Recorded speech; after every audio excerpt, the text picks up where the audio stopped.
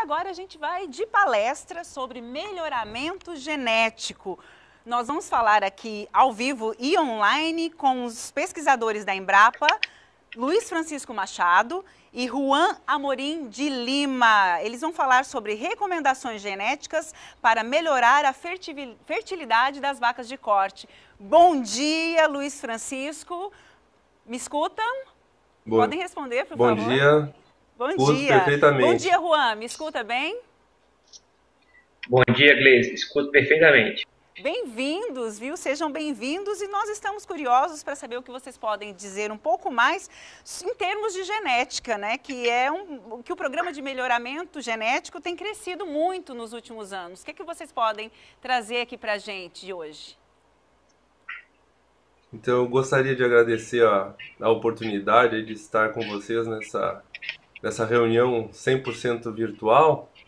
E a gente gostaria de salientar hoje, junto com os nossos parceiros aí de Tocantins e todo o resto do Brasil que nos ouvem, sobre algumas técnicas, né, que visam trazer o melhoramento genético que tem sido cada vez mais difundida no Brasil, que são biotécnicas como a inseminação em tempo fixo, que mesmo não sendo uma técnica que gera o maior ganho genético, é a técnica que é mais utilizada para nos dar o retorno do progresso genético. Então, se hoje a gente acabou de ver a pujança, que é a produção de carne no Tocantins, né?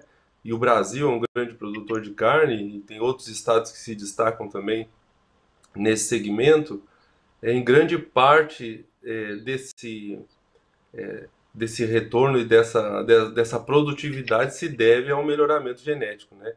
E a gente tem conseguido esses índices expressivos, ainda que podem ser melhorados, da utilização técnica em tempo fixo, que é hoje o principal difusor de genética no Brasil. Então a gente veio comentar dessa técnica que é altamente utilizada no Brasil, né, que é inseminação em tempo fixo, e antigamente aí ela veio prosperando ao longo do tempo aqui no Brasil, começou muito timidamente lá no início dos anos, no final dos anos 1990, início dos anos 2000, que nós tínhamos poucas vacas inseminadas no Brasil, proporcionalmente falando, e hoje, graças à disseminação da inseminação em tempo fixo, hoje nós temos cerca de 15 a 16% das nossas fêmeas sendo inseminadas no Brasil, que antes nós saímos aí de patamares de apenas de 4 a 5% lá nos anos 2000. Então, o controle hormonal, o uso dos hormônios para sincronizar cio e ovulação de vacas, que é uma biotécnica, é a mais utilizada no Brasil hoje, ela veio mudar todo esse cenário e veio mudar o cenário e o padrão genético do nosso sistema de cria no Brasil, que é o que realmente produz carne aí, não só para o Brasil, para o mundo inteiro, né? Hoje o Brasil é o maior exportador de carne, aí, com cerca de 220 milhões de cabeças, produzindo mais de 9 milhões de toneladas de carne ano. Então, logicamente, tem toda uma cadeia agregada junto com isso, né, para atingir esse nível de produtividade, mas nós, da Embrapa, junto com outros segmentos de pesquisa no Brasil e segmentos da produção, a gente sabe que a gente pode melhorar ainda muito, até porque a fertilidade do nosso rebanho ela pode ser potencializada ainda, né? E hoje a gente veio conversar aqui sobre alguns cuidados que nós devemos ter antes de implementar essas técnicas, porque se hoje ela está bem disseminada em todos os sistemas de produção no Brasil, em todas as regiões onde tem a vaca de cria, onde tem o sistema de cria A inseminação em tempo fixo, a gente chama pela sigla IATF, ela está sendo utilizada, ela, ela merece ser utilizada com bastante critérios para que ela possa ser melhor explorada e possa trazer o retorno financeiro que o produtor espera. Então, o grupo que for utilizar, o produtor que for utilizar, de vez em quando ele toma a decisão, olha, está na hora de implementar um sistema mais intensivo aqui no meu sistema de cria, e eu já tenho que começar a pensar em que protocolo eu vou usar, de qual empresa que eu vou comprar. Entretanto, nós sabemos que antes de entrar nesse nível de detalhamento de que protocolo, que hormônio eu vou usar, eu preciso entender se o meu sistema está pronto para receber essa técnica. Porque a gente sabe que ela vai trazer retorno financeiro, ela vai trazer o melhor manejo para o rebanho. Eu, através dessa inseminação com sêmen de touros melhorados, né, touros que vão para uma central de inseminação para o sêmen ser congelado e depois comercializado, eu tenho aumento do peso à desmama dos bezerros, eu tenho lotes de vacas mais homogêneos e lotes de bezerros mais homogêneos, que depois eu posso negociar um ágio na venda desses bezerros, né, porque eles vão ter um melhor padrão, vão ser mais pesados. Então é uma série de vantagens que existe quando a gente começa a implementar sistemas de inseminação artificial em tempo fixo dentro da propriedade. Entretanto, a propriedade tem que estar ciente de que vai ter que fazer alguns ajustes para não comprometer os resultados dessa técnica, né?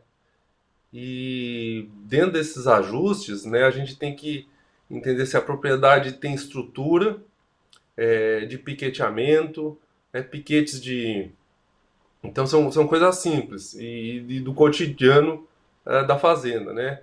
Então, assim, piquetes de parição, né? O que antigamente, no sistema tradicional, que eu utilizava só monta natural, eu tinha um longo período de parição, e como as vacas não tinham sido sincronizadas, a parição também não vai ser sincronizada. Só que quando tu entra com protocolos de ATF, ocorrem muitos partos e de forma muito concentrada. Então, assim, tem que ter lá, né, o colaborador que cuida da maternidade, que a gente chama de materneiro, né? Ele tem que estar ciente disso, tem que ser uma pessoa capacitada, tem que ser uma pessoa que saiba lidar com calma, com gado, que tem que assinalar bezerro, tem que marcar ele, tem que atender ao parto de vez em quando, pode dar parto distóxico também, enfim, né, problemas com o pardo. E então não adianta a gente implementar uma técnica, a vaca enxertar, né, a vaca emprenhar e depois a gente perder esse bezerro logo ali na frente. Então tem que ter estrutura a fazenda, ela tem que estar melhor piqueteada também, no sentido de fazer lotes mais homogêneos dessas vacas, para quando elas vierem para inseminação, eu tenha um lote mais equilibrado e eu consiga ter um índice de fertilidade quando uso da inseminação artificial em tempo fixo, quando eu tenha ganhos em prenhez, né? Não adianta eu aplicar também e não gerar prenhez nesses animais. Então é uma técnica tão difundida que veja que hoje em dia no Brasil, estudos lá que o Dr. Pietro Baruzelli ele divulga todo ano, né? Cerca de 87% da inseminação ocorrida no Brasil já é feita via inseminação em tempo fixo, ou seja, as vacas são protocoladas para receber a inseminação. Então, quase 90% dos animais são inseminados via hormonal. E isso tem nos trazido aí um grande retorno econômico para o Brasil, né? Existe um mercado bilionário na cadeia da carne, via somente isso, são milhares de profissionais envolvidos, pessoas trabalhando cada vez mais sério com resultados cada vez melhores, né? Então, a gente ainda falando em como evitar comprometer resultados, essa estrutura de curral também tem que ser uma estrutura bem planejada para receber lotes grandes, por exemplo, né, de 100, 200, 300 animais que devem ser inseminados num curto período de tempo. Então, a organização de remangas para trazer os animais para perto, para fazer manejo, porque cada vez que o animal vai ser inseminado, são 3, 4, até 5 manejos, né, antes deles receberem inseminação. E então, tanto uma estrutura de curral, em mangas, remangas, quanto a equipe que vai trabalhar no curral. Isso é muito importante também, né? As pessoas serem capacitadas para isso, que de vez em quando o profissional que vai aplicar esses protocolos ou vai dar assistência na parte reprodutiva na fazenda, ele não vai ter tempo para fazer esses ajustes de conduta do pessoal que está manejando o gado. Então, é necessário que de alguma forma a pessoa se capacite para isso. E nesses anos aí trabalhando com IATF, a gente vê algumas situações que o produtor consegue melhorar bastante em algumas situações que vão fazer os índices de fertilidade desses protocolos serem adequados. Entretanto, se ele não trabalhar a equipe dele, o resultado dele vai cair por terra, né? Então, esses dias que a gente sempre pensa muito em nutrição, né? A gente tem que cuidar da nutrição, principalmente na vaca pós-parto, né? Na vaca de cria que a gente quer enxertar de novo, para a gente atingir o objetivo de sempre ter um bezerro por ano. Então, o nível nutricional do rebanho estava ok. Entretanto, quando a gente foi trabalhar no curral mesmo, né, a gente começava a enxergar animais assim, com muita lesão de trem posterior. O trem posterior, eu digo assim, luxação de ilíaco, né, o osso aquele da bacia, ou vaca com osso quebrado. Aí a gente começou a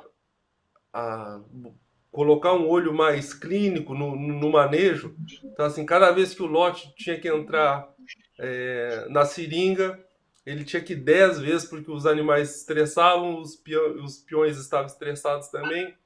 Então, assim, ou seja, não tinha manejo. O que aconteceu? Então, assim, tinha estrutura alimentar a fazenda, só que não tinha um manejo de equipe e os animais ficavam estressados também. Então, o resultado tende a piorar cada vez mais quando tu não atinge esses níveis mínimos de exigência que tem que ter.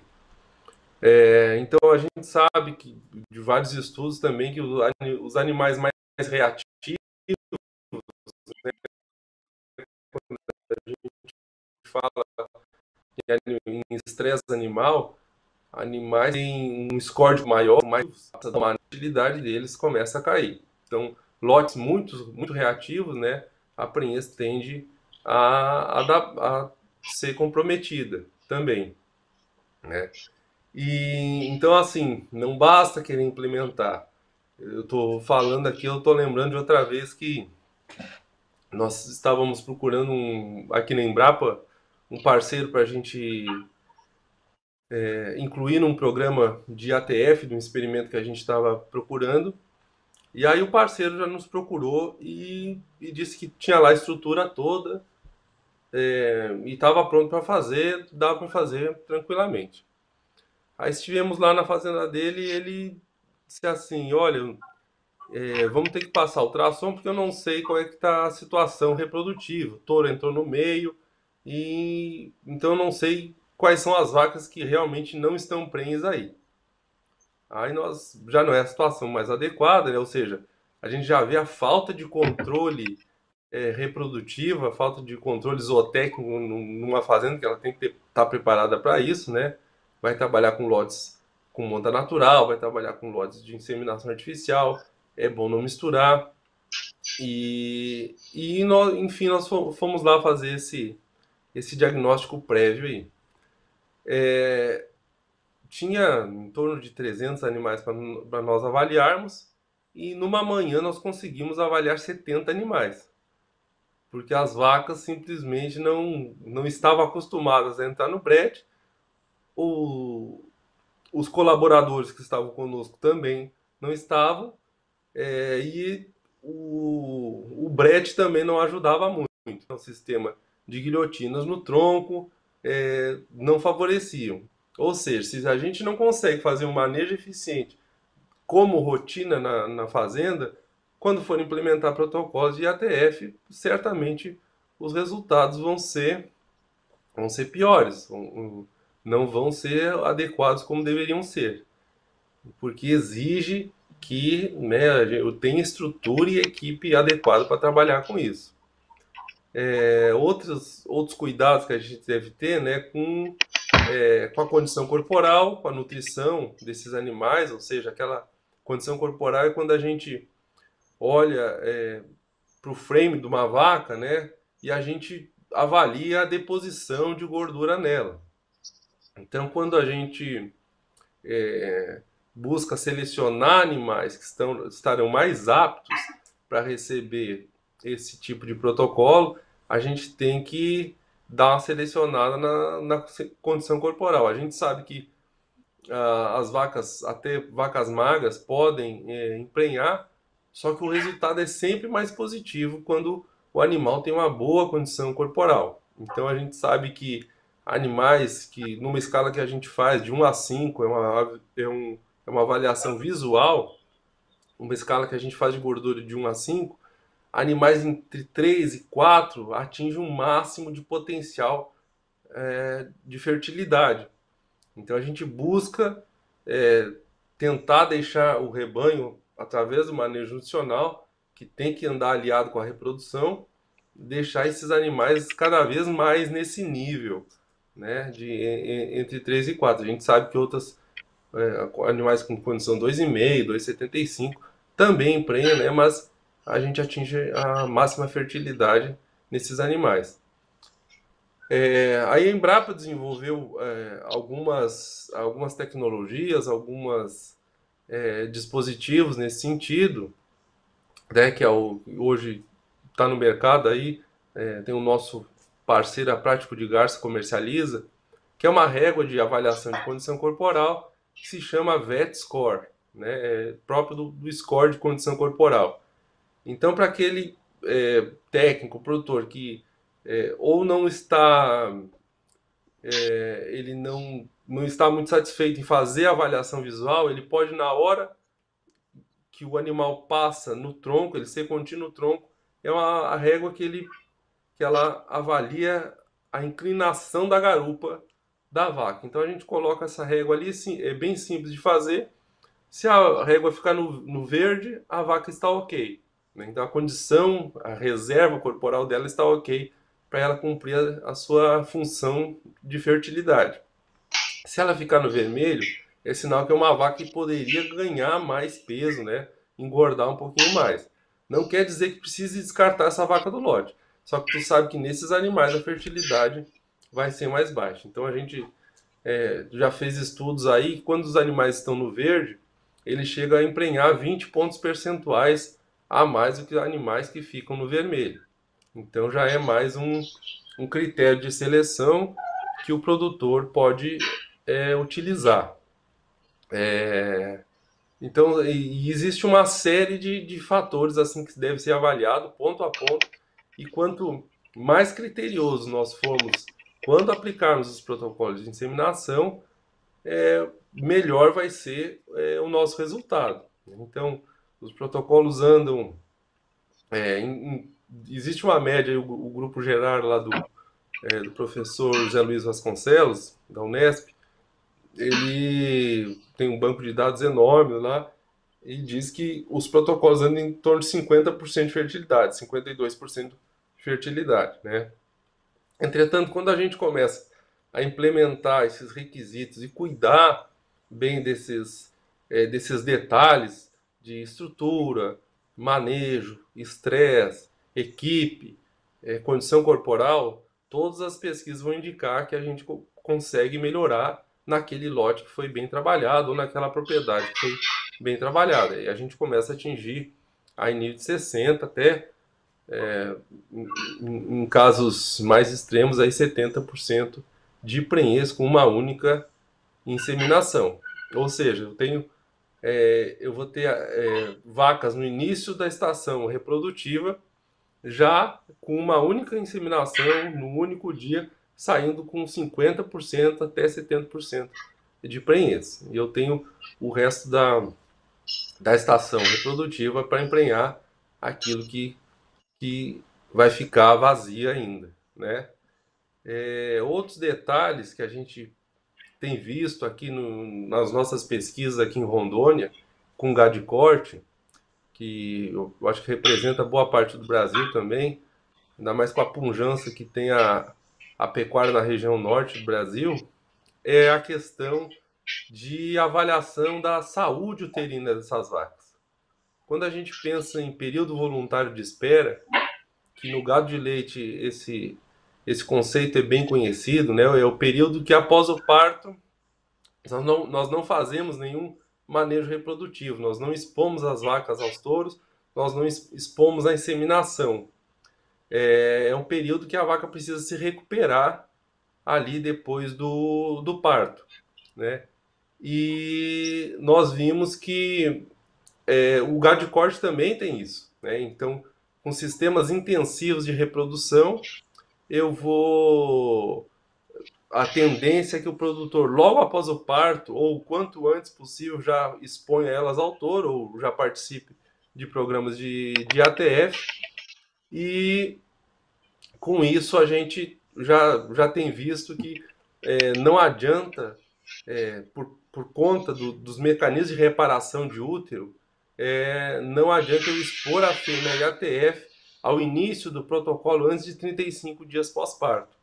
Então tem muita vaca aí com 30, 40 dias pós-parto, quando a gente for implementar o programa de ATF, quando a gente faz uma avaliação ginecológica nela, algumas ainda têm pus ou corrimento sanguinolento lá na vagina delas. Então a gente já viu que tem que esperar, porque a fertilidade nesses animais é baixa também.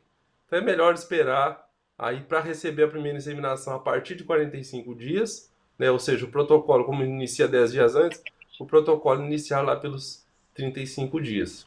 Então existe uma série de detalhes aí que a gente tem que prestar atenção para a gente conseguir melhorar a fertilidade desses protocolos que vão ser e são cada vez mais usados. Existe uma tendência aí de cerca de crescimento ainda, de tanto na comercialização de sêmen quanto na indução de vacas, de cerca de 5% ao ano.